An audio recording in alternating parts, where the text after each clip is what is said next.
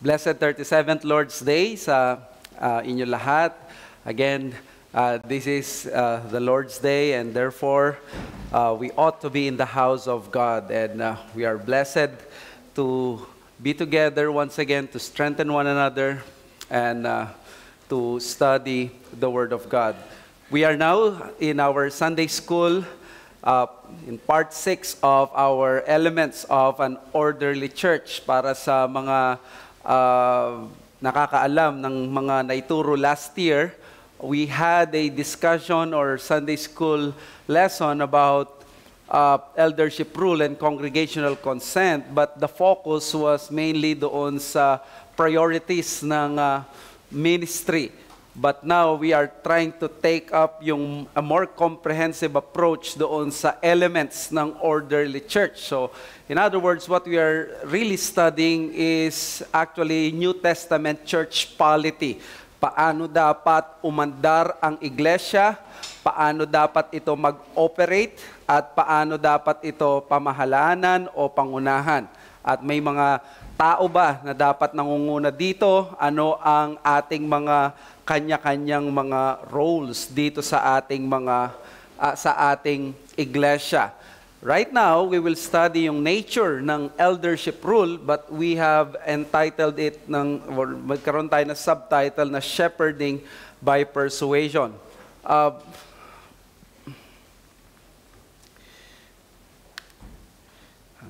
naman to.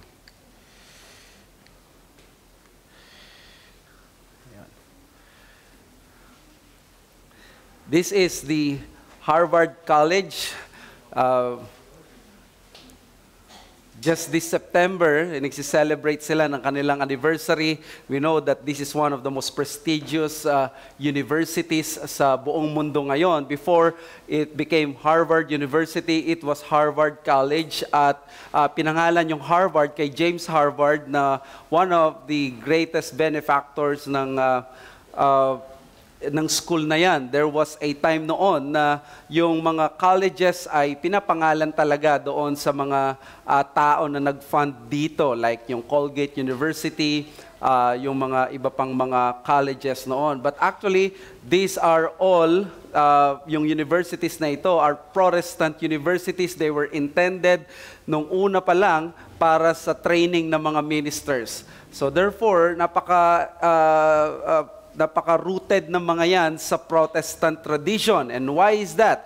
Because in Protestantism, there will always be education. There will always be the study of knowledge. There will always be engagement doon sa learnings. Why? Because Protestantism is built not on ignorance, but actually in knowledge of Scripture. Kaya naman, sa Protestant churches, isa sa pinaka-chine-cherish at tine-treasure natin na katotohanan ay ang ating mga tao o yung mga parishioners natin, hindi dapat sila manahan sa ignorance. This was in contrast to what happened nung medieval age, where people thrived in ignorance and they were overly dependent sa kanilang mga leaders. And of course, these leaders, no matter how sincere they were still ridden with remaining sins, and they are sinful creatures, and therefore, nandun yung proneness sa abuse. It was, of course, the answer of the Reformation that the world and the church should not be a church characterized by ignorance. Kaya doon sa Geneva, Switzerland, nung nagkaroon sila naging center ng Reformation yon, ang kanilang theme is about after darkness light. And it talks about yung kadiliman ng medieval age, not because yung literal na madilim lang, but it talks about yung ignorance. And they perceive na kadiliman yon. But when there is the truth of Scripture, when there is always that teaching na kailangan malaman ito ng mga tao, at nandoon ang Protestant doctrine ng private interpretation, people began to read the Bible and people became more learned doon sa kanilang pananampalataya. And of course, that is one of the elements ng isang Protestant church. Kaya nga, sa isang Protestant church, isang irony, kapag ang isang church na Protestant, nagpapakilala Protestant o Evangelical, ay hindi nagtathrive sa knowledge. Kumbaga, ayaw nilang mag-aral. Kaya nga tayo nagproteste. Kasi nga, we protest doon sa tinuturo ng church na hindi biblical. Kaya dito sa ating pag-aaralan, one of the keys or key elements ng isang orderly church ay ang isang informed congregation at ang isang eldership na knowledgeable. Hindi po pwede na ang eldership ay hindi knowledgeable at hindi rin po pwede ang congregation ay hindi well-informed. Magkakaroon ng matinding problema. Kaya sa ating pag-aaralan, yung eldership rule, tunay na merong pamamahala ang elders. Pag may pamamahala, matindi ang ipinagkakatiwala na kapangyarihan dito kasi namamahala ka. Baka ang isipin ng iba, pag namahala tayo, ang mangyayari is gagawin na natin yung gusto nating gawin at para makapag-abuse. This was exactly yung mismo na kinontra ng Protestantism, yung pang-aabuso ng mga leaders. Kaya naman, sa titingnan natin, ang nature ng eldership rule, kukunin natin doon sa salitang shepherd, pagpapastor. Pero hindi ibig sabihin na pag nag-shepherd ka, nag-shepherd ka na nandidikta. Kailangan persuasion. That is why our lesson on the nature of eldership rule, we will call it shepherding by persuasion. So 1 Timothy 3:4-5, sabi ng Bible, he must manage his own household well, with all dignity, keeping his children submissive. For if someone does not know how to manage his own household, how will he care for God's church? So, nakita nyo yung comparison na isa sa mga qualifications ng mga pastor sa iglesia or church leaders, kailangan daw na ma-manage nila yung kanilang mga household. Hindi lang yung kanilang household, binigyang specific dyan yung kanilang mga anak. At yung mga anak, they're expected to be submissive. Kasi nga naman, kung maliit lang na pamilya, hindi mo kayang i-manage, hindi mo kayang pamahalaanan, how much more yung mas malaking pamilya? Now, may excessive interpretation dito kung paano daw pinapalo, literally, or ini-spank yung mga bata ng kanilang mga magulang. Pwede rin daw gawin ito ng mga pastor sa kanilang mga miyembro. We are against that and that is very unbiblical. We do not believe that. Ang nilalagay lang dito is comparison. Kung sa maliit lamang na pamilya, hindi mo kayang pamahalaanan, how much more yung iglesia. Kaya naman dito sa ating pag-aaralan, the Bible assigns the ministry of ruling a local church to the eldership. This is not something na sinuggest ng mga pastor. This is what we believe God has decided and ordained. So dito pa lang magkaroon tayo ng realization and acceptance. The power to rule belongs not to any one of us but to the eldership. Kaya ang dapat na lang natin gawin is we make sure that there is biblically fit and qualified eldership, because an unfit or disqualified eldership will erode more to the abuse of power. And then, sa kabilang banda, kung ang problema naman sa mga pastor ay yung maging diktador sila, ang problema naman sa congregation pag walang balanse is that they refuse to submit to their elders and it will erode to anarchy. So, ito yung dalawang extreme na dapat nating asahan. At alam nyo, may pendulum effect lagi yan sa atin, knowing that we are creatures of habits. Pag galing ka sa dictatorial na church na dinidikta lahat sa'yo, ang tendency mo ngayon pag nag-reform ka daw, mapupunta ka sa kabila. Kaya kailangan talaga ng oversight ng pastor, pagmamarahan, kasi ang magiging tendency mo ay suspicious ka ngayon sa lahat ng leadership to the point di mo napapansin, nagiging unruly member ka or Christian.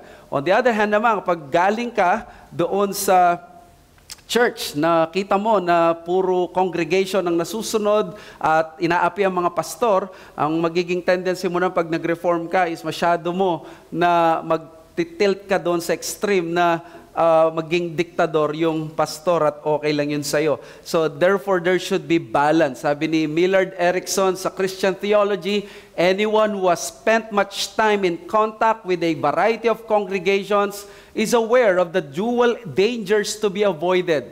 On the one hand, the independence and insensitivity of an elite few to the concerns of the many, and on the other, the tyranny of the uninformed majority. So that is why we do not just settle yung mga mahalagang bagay with just mere majority. That is the recipe for split. Diba? There is a possibility na hindi alam ng mga marami yung mga bagay na nangyayari sa pastoral oversight. We cannot expose that. We cannot share that. That is why there is this genius of eldership rule. On the other hand, pag eldership rule, walang congregational consent, para silang mga elite few na sila na lang ang nasusunod o nagsasalita parang ex-cathedra and they tend, wala silang pakialam kung ano man yung response o yung damdamin ng kanilang iglesia. Ang gusto nating maggawin dito is that we are honest to the Lord and we have clear conscience that we do not want to destroy a pastor or pastors or a specific member or some members, whether inside this church or outside this church. What we want is to have these elements of an orderly church and aim to help and support each other in humility and trust God's wisdom. Kaya nga last week, di ba, sinabi natin sa magpapastor o sa mga pastor ngayon na katulad ko, dapat mahal nila yung mga tao. Kung hindi sila handa na makriticize o kaya naman makarinig ng masama, hindi sila pwedeng magpastor, hindi sila pwedeng mag-preach ng galit. Dapat makita nila yung mga tao bilang tupa ng Panginoon. Kung hindi mo kayang isakripisyo na masaktan ka sa pagtuturo, pangangaral, magiging hireling ka. Para ka lang professional. Hindi ganon ang ministry. Ang ministry is nandyan ang katawan mo, puso mo, at yung buong buhay mo. At lang perpekto sa mga miyembro, walang perpekto sa mga pastor. Dumarating yung panahon ng ganon ng pagsubok at ang maganda sa atin, sa awa ng Diyos, ay kinikip tayo ng biyaya niya. So, tignan lang natin itong eldership rule kasi hindi lang natin ito para pag-aaralan na ito yung systematic theology, tignan natin, pag-aralan natin. Gusto ko mag-arise, makita natin na nag-a-arise yung eldership rule, yung nature niya, doon sa mismong opisina. Ano ba yung opisina na ibinigay ng Diyos sa mga elders? Alam niyo yung opisina ng mga elders, it is very unique. Dahil yung nature, yung unique nature ng eldership office points to the what, which is the JD, yung job description, and even yung how, or yung manner of ruling. So, pag nakita mo yung unique nature niya, magkaka-idea ka, ito pala yung job description ng pastor. Pero, pag tiningnan mo yung office, yung unique nature niya, makikita mo rin, ito pala yung paraan, paano gawin ito. Hindi po pwede yung sabihin natin as long as we get the results, kahit na papaanong paraan na, by hook or by crook, okay na. Sa ibang mga bagay, sa mga sindikato, marahil pwede yon, pero hindi pwede sa iglesia. For example, number 1, the eldership is set apart to be secure, to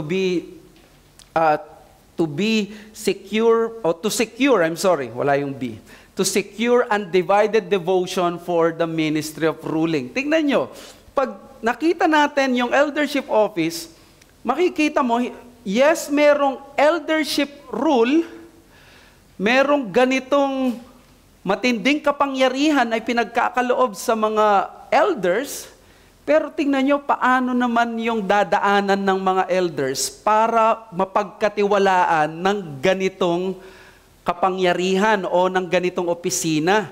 Mine-make sure muna na siniset apart sila at yung buong buhay nila, meron silang undivided devotion doon sa gagawin na yun.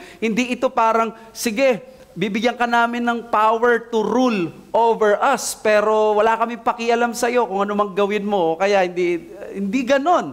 Kumbaga, may pag-iingat ang iglesia at ang Biblia. Number one, tinawag dapat ng Diyos ang taong ito. There is a genuine and heavenly desire for him to be in the ministry, which will be evidently displayed through his character and gifts. Yung pagtawag ng Diyos, ang Diyos ang tumatawag, di ba? So pag tinatawag yan ng Diyos ang isang tao, lilitaw yung pagtawag niya doon sa gifts and character. Now, medyo tricky ito kasi marami magsasabi na gifted sila, talented sila, at may enough character sila. I stand by my position that it is the church pa rin ang magdedetermine kung ito yung character at yung gift na naniniwala yung iglesia na ikaw ay gifted, ang isang lalaki ay may character for that. Kasi pwede sabihin natin, tinawag tayo ng Diyos at medyo nagagalingan tayo sa sarili natin. It is at the end of the day, the church who will say, we believe that there are gifts and character. Kaya nga ang personal lang na daladala ng isang tao ay yung desire niya. No? Kapag may desire siya, yon sa kanya yon. Pero yung magsasabi, you have the character and gifts, it is the church. At hindi porke tinawag siya ng Diyos, pwede na siyang pumunta dito sa pulpit at ako ang magiging pastor nyo dahil ako'y tinawag ng Diyos. Hindi pwede yun. Magkakaroon tayo ng confusion at chaos, di ba? Halimbawa, pwedeng yung isang church, may pumalit na pastor, pwedeng yung hindi ko na gusto yung ginagawa mo dyan, umalis ka na, ako na dyan. At pagka-Sunday, gulat ang mga tao, and then ako na yung pastor dito. Hindi pwedeng gawin yan, di ba? Like yung sa pag-aasawa nung Friday. Hindi po pwede na pag may isang tao ngayon, biglang, Alvin, hindi na kita gusto dyan na maging husband. May isang lalaki, tatayo. Hindi po pwede yun. Because ang pagiging pastor, kino-confirm yan ng iglesia.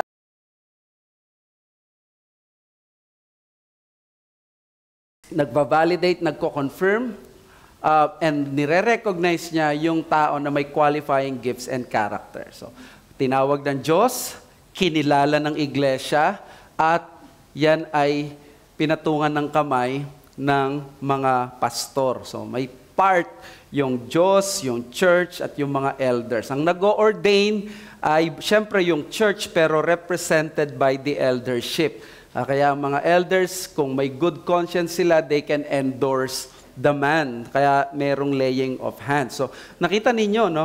Hindi pala ganito kabilis ang proseso at hindi dapat maging mabilis ang proseso. Hindi naman syempre sobrang maging mabagal, pero I would rather have na mabagal kaysa sa mabilis. But of course, let us aim for the will of God, yung balanse. Pero under normal circumstances, this is the uniqueness ng eldership. Kaya nga, sabihin natin, nakakatakot naman, may ganung rule pala yung eldership. O, ang key dyan is magkaroon tayo ng elders na called by God, confirmed by the church, and ordained ng mga elders.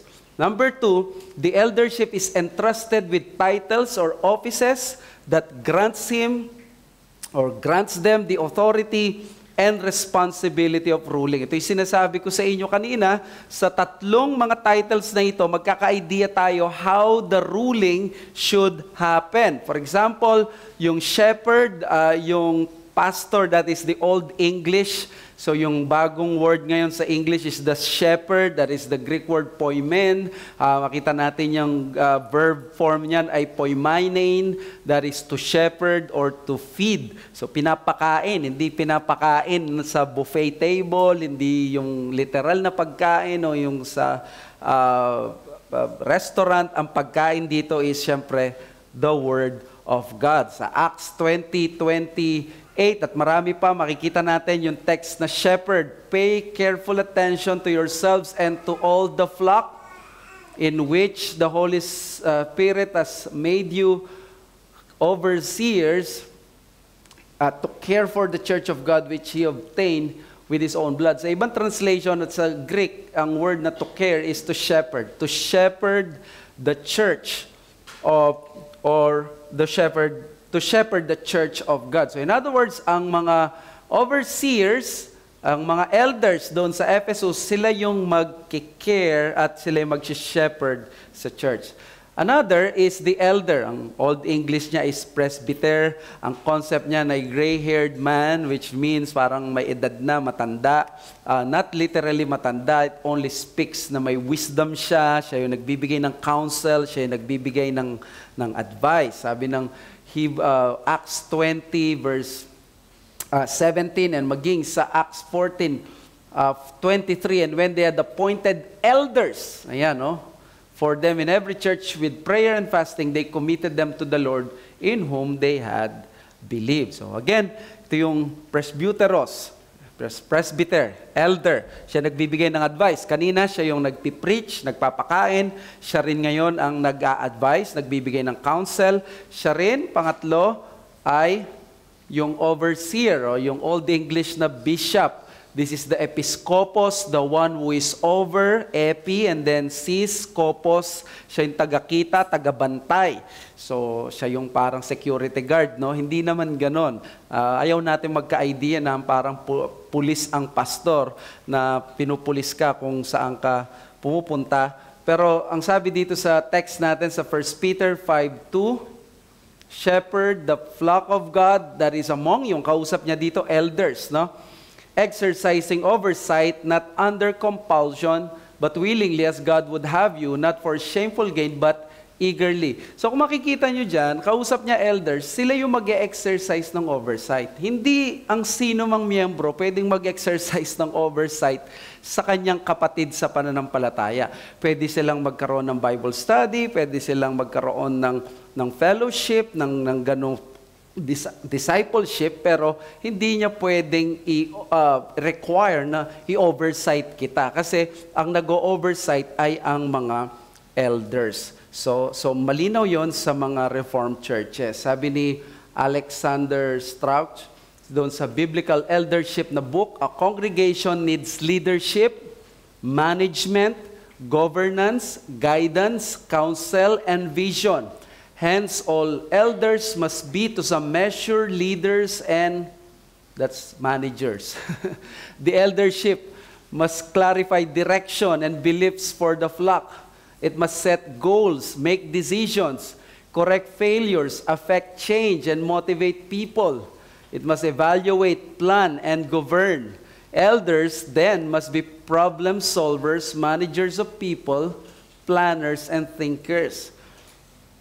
Dito sa office ng oversight, kung mapapansin nyo as bishop o as overseer, yung mga pastor, managers talaga sila. Hindi ang mga deacons ang nagmamanage sa iglesia. Kaya hindi masama at nararapat lang dapat na ang mga pastors, they take care of the things dito sa iglesia. In fact, they can directly approach yung mga ministries at yung mga nangyayari sa iglesia because they are the planners. Ang mga deacons natin, they are the willing servants to help the pastor. So, makita ninyo dyan, minamanage pati mga people. Hindi nagpa-plan sila. They try to solve problems. Sila yung nagsiset ng direction sa ganitong bagay. Yeah, we are blessed kasi our deacons, what they do when they have budget planning, hindi sila yung nagba-budget planning tapos, eto yung gusto namin, tapos wala ka na magagawa. No, they always ask me for approval. They will have presentation at mismo yung mga vision ng elder, yun ang ginagawa nila. So that is how a church would have an orderly office bearers. So napakaganda ng ganito dahil nami-maintain natin yung unity. Now, let us proceed sa implications. So, itong tatlong ito na parang titles ng pastor, gusto ko lang i-emphasize dito na dito natin kukunin muli, no, yung mga paraan paano nagro-rule ang elder. Hindi pwede na style ko to, personality ko to, ito yung gusto ko.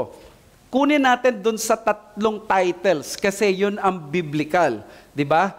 Kaya kung titingnan nyo, bigyan ko lang kayo ng note, kaya ang mga reform, they reject yung congregational democracy. Meron tayo congregational consent. Kasi ang absolute congregational democracy, ina-undermine niya yung unique nature ng eldership office, di ba?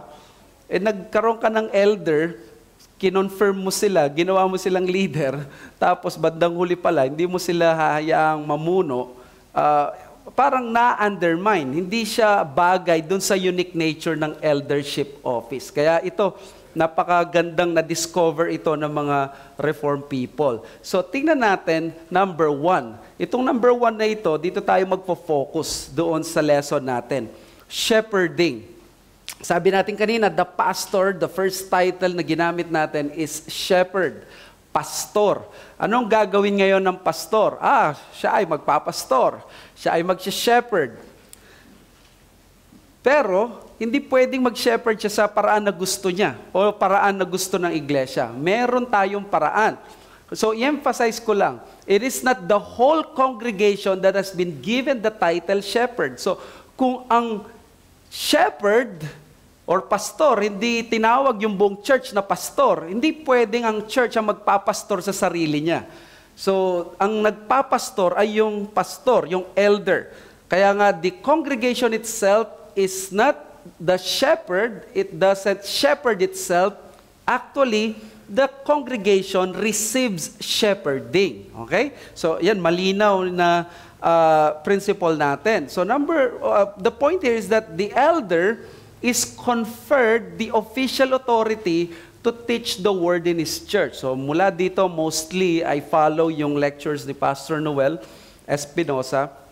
At dito, makikita natin na yung elder pala, kaya siya inordain, kaya siya dapat minake sure, tinawag siya ng Diyos, kinonfirm ng church, at tapos inordain. Hindi pwedeng yung church, kami lang, ay gusto na namin to, mas may safety at may na, yung mga elders doon, sumasang-ayon. Much better kung may community of elders tayo, that is what is exactly what will happen doon sa September last Sunday, ng September, dahil si Pastor Roger, i-ordain namin, and there are some pastors who will join me sa paglilihan saying that I commend this person and I agree na he is a pastor dito sa iglesyang ito. So, nakita natin, kino-confer yung official authority to teach the Word of God. Sa 1 Thessalonians 5:12, sabi niya, the word na those who rule, or those who are over you, nakadikit siya doon sa word na admonish. So kung sino yung nag-a-admonish o kung sino yung over you, nagro-rule, siya yung nag-a-admonish. Ganon din sa Hebrews 13:17, those who rule over you, who have spoken the word of God to you. So kung sino nagro-rule, siya yung nag-i-speak ng word of God regularly. Now, mahalaga ito, di ba? Kasi panahon nito ng celebrity pastors and preachers. Napakarami at laking temptation sa atin na with all these great preachers right now like Paul Washer and other people, we gravitate na, ito na lagi, pakikinggan ko, ito yung gusto ko at ganito, and you have the freedom to do so, but then again, the original and the proper way na mag-benefit ka primarily sa ministry ay yung resident pastor mo. The pastor who prays for you by name. The pastor who sees you. The pastor who can rebuke you. The pastor na meron kang relationship din na pwede mo siyang ipag-pray at pwede mo rin siya na i-remind doon sa mga bagay kung na-offend ka. Diba? So, the elder's rule is dito. Akala ng iba, ruler pala ako. Paano ba ako ruler? May nakita na ba kayo ng pastor na naglakad na, ako ang pastor dito.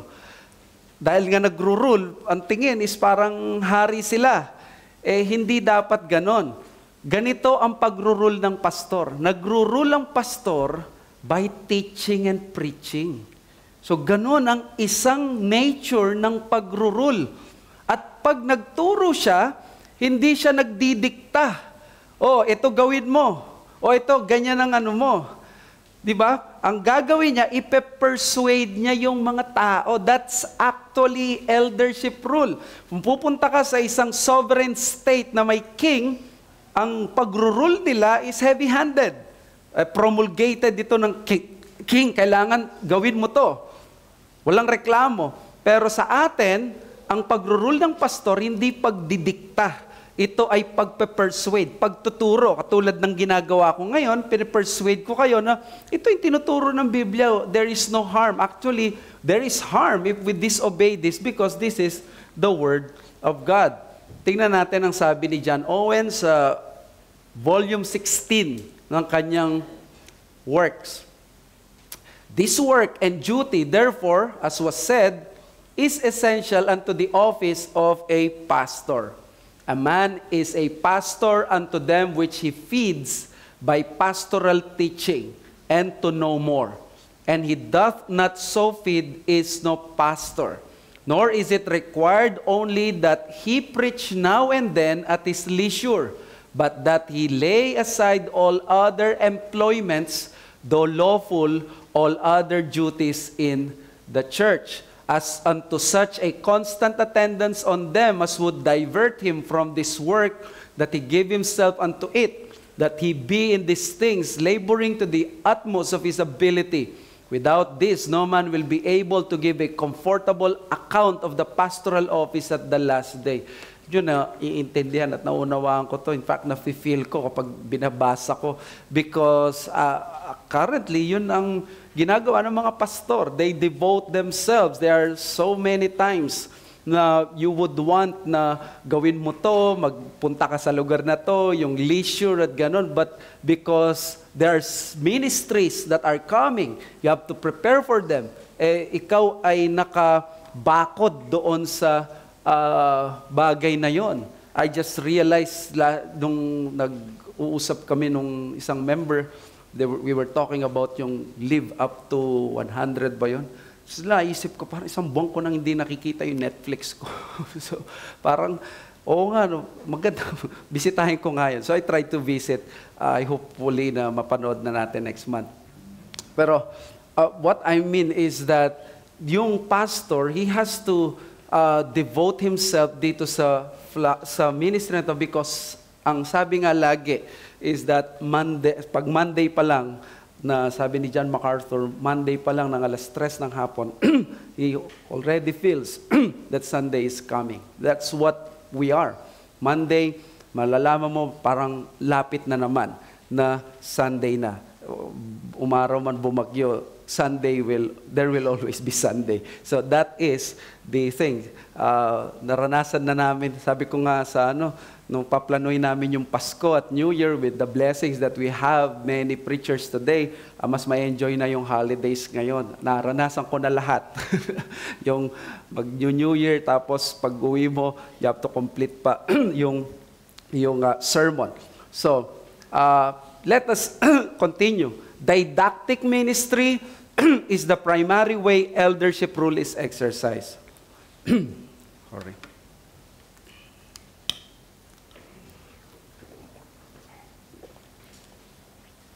Sa mga tao na ang iniisip nila sa pagpapastor, yung gumaganong-ganon-ganon, wala kayong lugar sa pagpapastor. Hindi yun ang pagpapastor. Ang pagpapastor, pag-exercise ng eldership rule is number 1, teaching. So if you will not excel in teaching, you will not improve in your teaching and in your preaching, there is no eldership na magiging maayos para sa iyo. Kaya nga dito yung nakikita ng mga tao na may authority at may moral authority ka, meron kang authority that they will listen to you at nako-convince sila. Hindi mo sila pinangungunahan, hindi mo conscious ka na hindi mo sila dinidiktahan. You try to persuade them. Okay? So at least malinaw po tayo, no? Huwag tayong matakot sa word na rule. Yung word kasi na rule, parang demonyo yung tingin pag, di ba, unbeliever yung nagro-rule. Pero ang pag-rule pala, didactic, pagtuturo. Okay? And then preaching and teaching the word is authoritatively communicated to God's people. Bakit siya nagro-rule? Because when preaching, the mediatorial rule of Christ is being exercised, di ba? Kaya pag nagturo with all might, we preach the word of God, we teach the word of God. Sa preaching and teaching,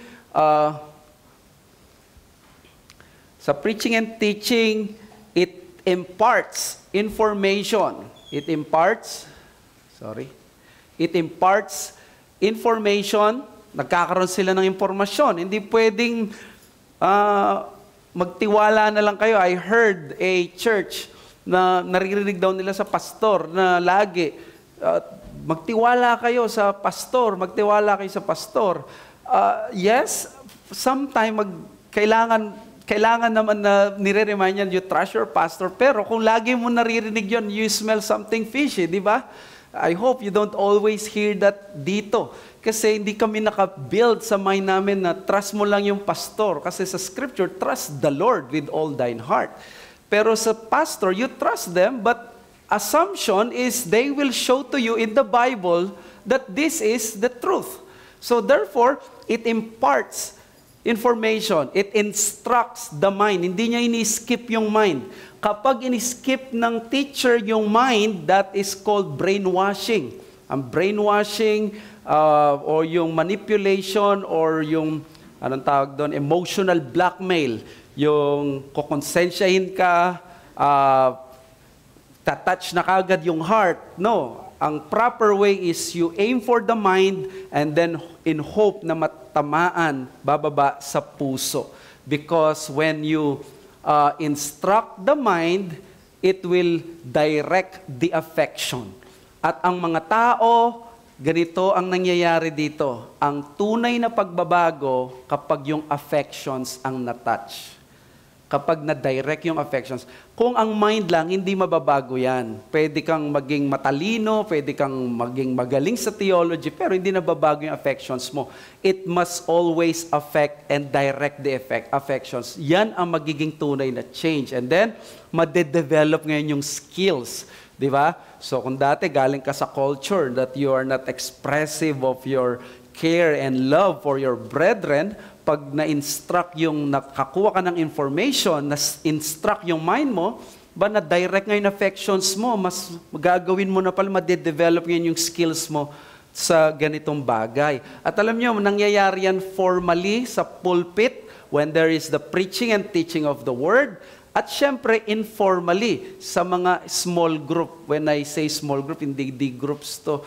Small groups, yung mga fellowships natin, yung mga Bible study, di ba? So, paano po, Pastor?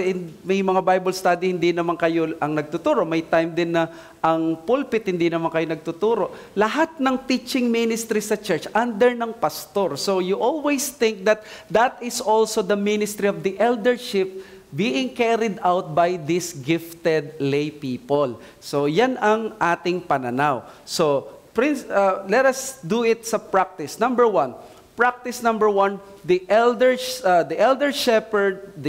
shepherds the church by taking care of the pulpit ministry. So, paano tayo magkaroon ng maayos na eldership rule?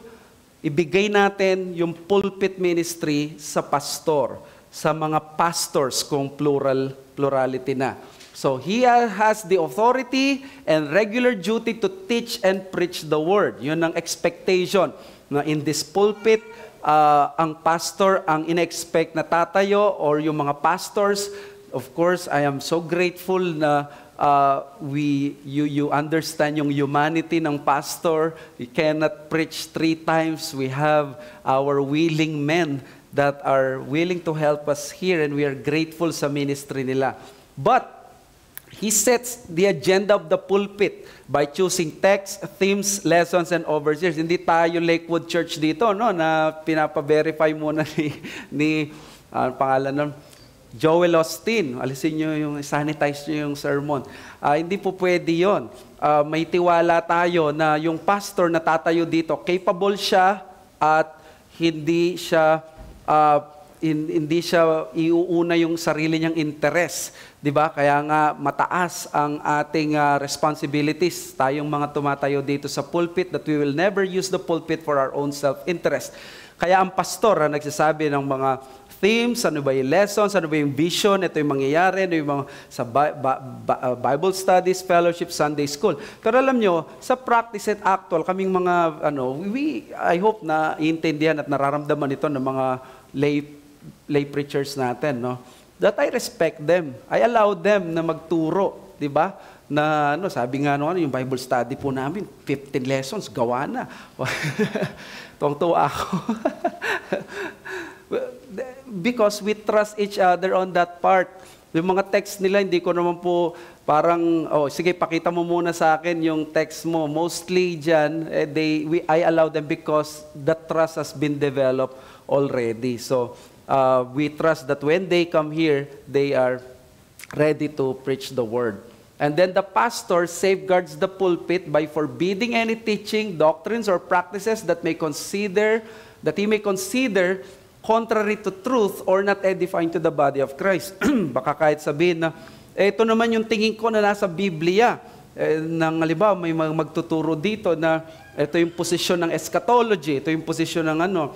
Pag nakita ng pastor or yung elder, sila yung nagbabantay, na ito yung nagga-guard, na teka muna, hindi, kahit nasabihin mong tama ka dyan, baka hindi pa yan edifying. And so far, I am blessed with the submission and concession ng ating mga lay people dito na nagpipreach. They are very submissive to this. Wala kaming problema in terms of this matter, di ba? So, and then you can also ask the help of gifted men for preaching and teaching. This is called lay preaching. Nasa 1689 ito, paragraph 11, although it be incumbent on the bishops or pastors of the churches to be instant in preaching the word by way of office, yet the work of preaching the word is not so peculiarly confined to them, but that others are also gifted and fitted by the Holy Spirit for it, and approved and called by the church, may and ought to perform it. So, hindi lang pala ang pastor ang sa mga Reformed Baptist, ang pinaniniwalaan nilang pwedeng tumayo.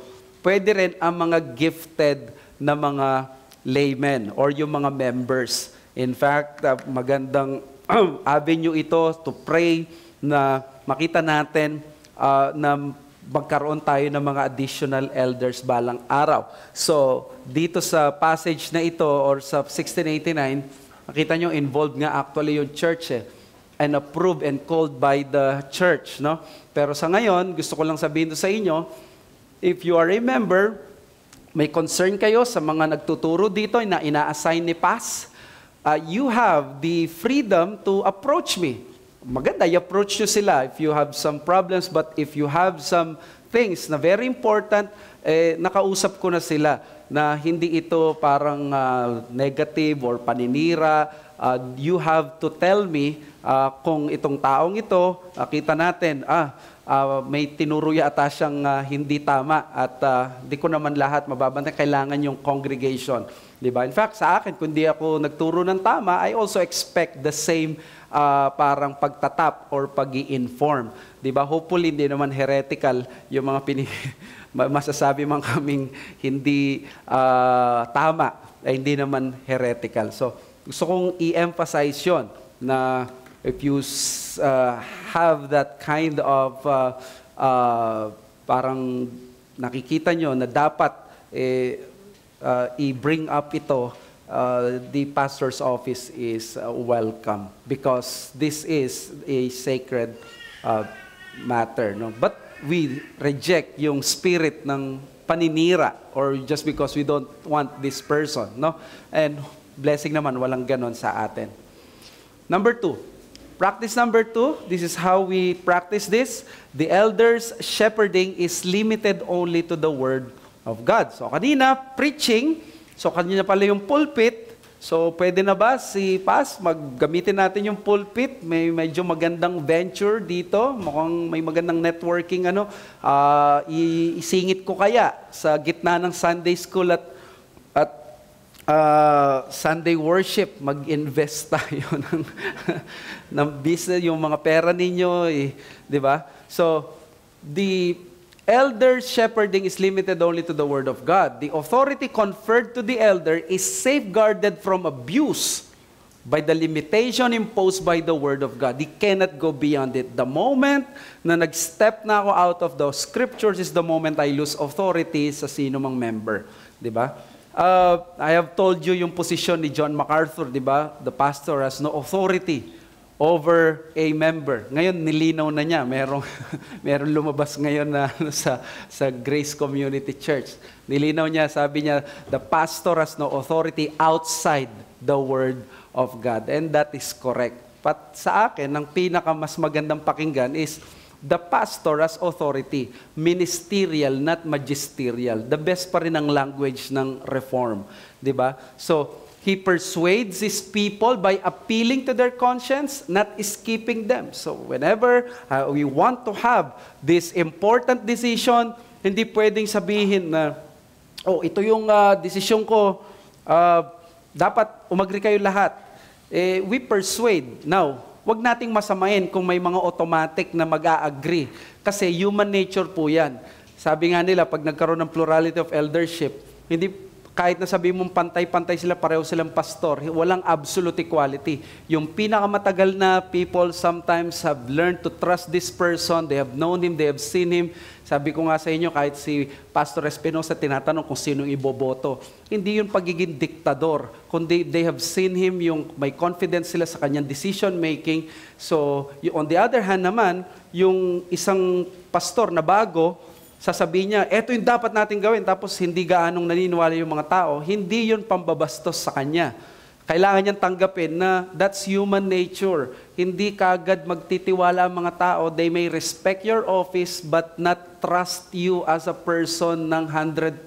There are some things na kailangan may relationship na na-establish muna. So I hope malinaw yan na human nature ang ganiyang bagay. This is not a losing endeavor if the church believes in regenerate membership. Ang takot ng iba, baka mag-abuso yung pastor o kaya naman kawawain ng pastor ng congregation. Hindi, ang pag-asa natin is this, regenerate membership. We do not intentionally accept a person na hindi sheep ni Christ because alam natin, the sheep of Christ hear the voice of Christ and they follow Him. So, tingnan nyo, without persuasion, shepherding becomes imposition. At dito yung tinatawag na overbearing eldership. Kung naranasan nyo na pati yung damit ninyo, lahat ng mga specific details, pinakikialaman or may say, okay, nagdidesisyon ko, ito yung dapat mong mapangasawa, ito yung may kailangang advice, may kailangang guidance, pero hindi yung pagdidikta, overbearing eldership yung ganon. Hindi ko nga pwedeng diktahan kung sino yung iboboto natin, kung ano yung paborito mong istasyon, kung ikaw ba ay sang-ayon sa showtime na cut sa ere, o kaya naman sa mga nangyayari sa politics. Dapat meron tayong persuasion on those matters. So the eldership must recognize Christian liberty of the members. Now, let us beware here, no? Let us have this balance. The balance is that he must still warn and persuade with wisdom on the use and abuse of Christian liberty. Kasi sinabi ko kanina, dapat i-recognize natin yung Christian liberty. Tama po yun, di ba? Pero ang nangyayari kasi, ang takot ng mga ibang pastors, dahil nga kailangan respect yung Christian liberty, ayaw na nilang magbigay ng kanilang opinion. No, the pastor has his own liberty on this matter. For example, if I believe na I abstain sa pag-inom ng alak, hindi ko pwedeng i-overrule yung conscience ng iba if they think na ganito. But no one should be offended if I will tell people na ito yung negative effects ng ganitong bagay because this is what I believe. Now, if I will use this as a rule para sa lahat, this will be a violation ng Christian liberty ng iba. Ang gusto ko lang i-point out kasi dito, ganito, hindi po lang ako Bible student, pastor kasi ako. Ang pastor, hindi lang siya sabi nga sa isang theology, parang triangle ang nasa isip ng mga pastor. It is not only to know God, love God, hindi yun, dapat serve others. Nandun lagi ang isip ng pastor, na ang side lagi ng mga pastor is, wag ka masyadong lagi, sinusulit mo yung Christian liberty kasi magpo-point yan sa indulgence. Kung sa lahat ng part ng buhay mo, sinusulit mo yung Christian liberty mo, alam mo mangyayari, you will be a man not known for discipline, but of indulgence. Yan yung gusto kong i-emphasize. He must still warn and persuade with wisdom on the use and abuse of Christian liberty. Let us beware. Indulgence, pero sa kabila naman, legalism, appears when there is an excessive tilt on both extremes. Kapag to the point na parang ang sama-sama ng ganitong substance, hindi naman pala masama sa mata ng Diyos, syempre magtitiwala tayo sa mata ng Diyos. But on the other hand, hindi ka nagbibigay ng ganito parang sa mga bago. Di ba? Welcome na welcome at ganito. At later on, makikita mo, they are the people na nag-violate ng conscience ng mga iba. And because ang culture sa church, hindi na ingatan. I'd like to see na sa church, when they exercise Christian liberty, maging responsable pa din. Because Christian liberty should be used to serve others, not to indulge ourselves. So, that is the reason. Kaya, nasabi ko, when there is an exercise of Christian liberty, ang SABC nandito sa province, some people expect us to act something like this. Hindi tayo nagpapasakal sa kanila, but at the same time, we must be sensitive. Diba? We must be sensitive. Hindi natin parang pinuflaunt yung mga bagay na ganon. So, one of pastoral qualifications kasi is this, soberness, self-control, and this quality should be taught to others. No? So again, we do not intend as elders na i-violate ang Christian liberty, but remember, Christian liberty is a blessing of the gospel that we should exercise with in mind serving other people.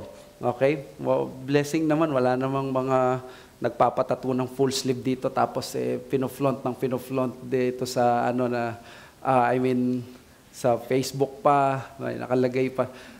Those things are not sin kahit na magpatato ka or ganon. These are issues ng Christian liberty. Ang sinasabi ko dito, the manner how we conduct ourselves. You can enjoy yung Christian liberty na ito. It doesn't matter nakahikaw ka bilang lalaki o hindi, walang kabanalan doon, di mas banal kaming mga hindi naghihikaw. Ang sinasabi lang natin is there is some appropriate ways. Kaya kung blessing sa mga members natin kalalakihan, alam nyo ba, they listen to me. Nakikiusap ako when they stand here, dahil naka-video tayo, please remove yung ganito, ganyan, and they comply. And nothing is, there's no issue. And sinabi ko pa nga yung minsan sa kanya, alam mo, bagay mo yung nakaganyan. Pero wag dito sa pulpit. And sana hindi mawala yung ganon na yung hindi tayo maging touchy on those matters, no? Kasi hindi ako kalaban dito. Ang sinasabi ko lang, I'm a pastor, we have some children here, we want to let them decide when they are parang matanda na sila and they can decide. Okay, so let's be quick. Beware, shepherding that skips the process of persuasion is tyranny. And 1 Peter 5:3, sabi doon, be examples to the flock, not as being lords over those entrusted to you. We grew them the fact that they are to act as shepherds of the flock of God, and the fact that they are not to domineer strongly suggests that elders have ruling or governing functions in the churches to which Peter is writing. This is consistent with his charge that especially those who are younger should be subject to the elders. Okay. 2 Corinthians 13:10, according to the authority of the Lord has given me for edification, not for destruction. So, tingnan niyo yung leadership, hindi for destruction. Hindi pwedeng gamitin yung power to destroy members. Members can have disagreements on opinions without withdrawing the spirit of support and love to the office and its bearers. Pwede po kayo na hindi mag-agree sa mga ibang opinion. In fact, pag nagbobotohan tayo, di naman natin nakukuha lagi yung unanimity. Di ba? Okay lang yon. Pero you're still supportive yung spirit ninyo. Because on that particular issue lang naman, di tayo nagkasang-ayon. That doesn't mean enemy ka, enemy mo kami, at kaming mga leaders ninyo, mga deacons, magkakaroon tayo ng ganong pag-disagree. So, beware also kung sa mga pastor, sila ay nagdo-domineer. On the other hand, sa mga members, an oppositionist spirit from members or fellow spirit can greatly disrupt the unity of the church. Sabi ng Romans 16:17, I appeal to you, brothers, to watch out for those who cause divisions and create obstacles contrary to the doctrine that you have been taught. Avoid them.